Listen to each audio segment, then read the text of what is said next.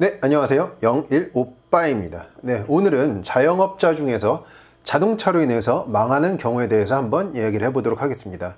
이 직장 생활을 하다가 자영업을 하면 뭐가 좋을까? 이런 질문을 하면은 직장 생활 하시던 분들은 자영업 하면은 뭐 리스로 자동차를 좋은 거 탈 수 있는 거 아니야? 라고 이렇게 생각을 하시는데요. 리스로 자동차를 타는 자영업자들이 정말로 많긴 많습니다. 하지만 이 자동차로 인해서 왜 자영업자들이 망하게 되는지 제가 주변에서 너무나도 많이 봐왔기 때문에 간단한 영상으로 제작해 보도록 하겠습니다. 네, 회사 생활을 할 때는 내가 만질 수 있는 돈이 연봉이 4천만 원, 5천만 원이라고 해도 한 달에 최대 만질 수 있는 금액이 300만 원, 400만 원 정도로 끝납니다. 300만 원, 400만 원을 만지는데 여기서 내가 수입차를 탈 때 리스로 100만 원, 200만 원 낸다? 라는 건 사실 미혼이 아닌 이상, 그리고 부모님이 좀 도와주는 금수저가 아닌 이상 그렇게 되는 건 쉽지 않습니다. 그런데 자영업을 하고 나면 내가 한 달에 만지는 금액이 300만 원이 아니라 최소한 1000만 원, 2000만 원, 3000만 원 이렇게 1000만 원 단위로 올라가게 되죠. 그런데 사업 초기에는 이 1000만 원, 2000만 원, 3000만 원이 마치 내 돈인 것 마냥 생각을 하게 됩니다. 이거 하루 만에 어쩔 때는 하루 만에 100만 원도 벌 때가 있겠죠.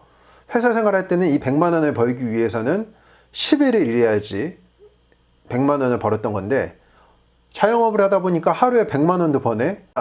그러면 이 하루 일한 거 정도면 내가 차를 타는데도 쓸 수 있지 않겠어? 라는 생각을 하면서 자영업자들이 대부분 처음 하는 실수가 바로 사업이 조금 되는 것 같다라는 생각이 들면 리스로 장기 렌트로 자동차를 뽑게 됩니다. 이때는 과연 어떤 차를 뽑을까요? 내가 월급 생활을 할 때 300만 원에 맞춰서 400만 원에 맞춰서 자동차를 뽑게 될까요? 아니요.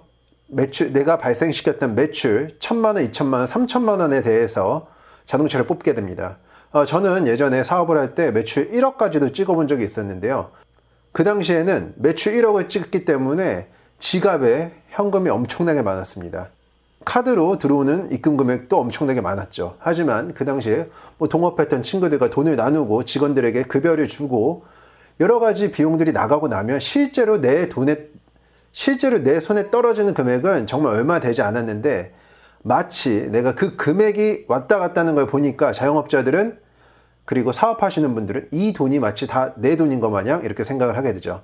하지만 사업이라는 게 자영업이라는 게 1개월, 2개월, 6개월 동안은 승승장구할 수도 있습니다. 그런데 리스를 탈 때 3년, 4년 리스 기간을 설정을 했는데 이상하게 3년 동안, 4년 동안 위기가 없이 승승장구하기는 힘들다는 겁니다.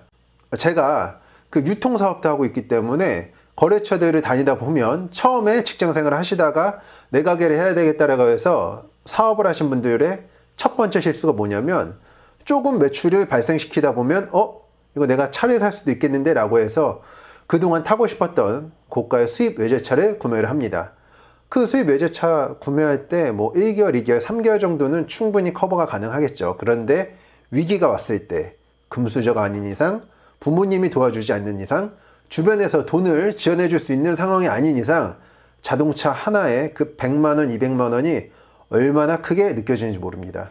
자, 간단하게 이렇게 말씀드렸는데요. 사업을 한다라고 했을 때 처음에 하는 실수가 자동차를 리스로 뽑는 거, 자동차를 장기 렌트로 뽑는 거.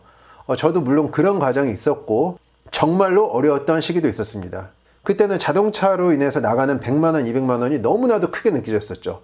물론 반대로 생각해보면 자, 너 일단 저질러봐. 저질러 놓고 보면 그거를 너가 극복하면은 너의 실력이 그렇게 되는 거고 너의 능력이 그만큼 성장해 있을 거야 라고 좋게 볼 수도 있겠지만요. 사실 준비되지 않고서 그리고 목숨 걸고 자영업을 할 생각이 아니라면 자동차에 대한 욕심은 조금 뒤로 미뤄둬도 괜찮습니다. 자, 간단하게 결론 내리겠습니다. 자영업을 할 때 사업이 돼서 내가 만지는 돈이 갑자기 늘어난다고 하더라도 막상 이것 빼고 저것 빼고 지출을 다 빼고 나면 그리고 또 세금을 내고 나면 정말 남는 것이 얼마 안 됩니다.